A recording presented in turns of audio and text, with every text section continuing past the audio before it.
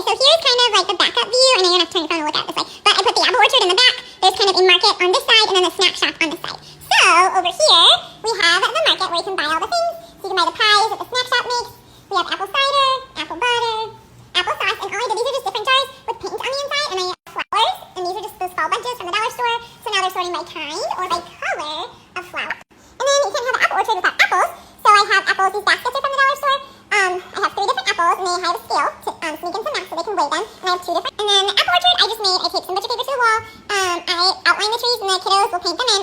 But I just put Velcro dots on the wall, or on the paper, and then these are just pom-poms, so that way they can actually pick the apples and put them back on. And then this is the snack shop. So we have our cashier stand, snack menu, order form, and then the spices, again, I added tweezers.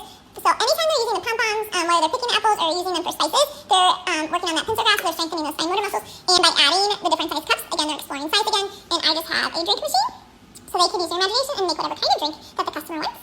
We have our pie filling, and let me show you how to make pies. So I just took some pans from the dollar store, the little pans that were from Marshall's, and I cut out to match. The filling is just pom-poms, and I have tweezers. I'm just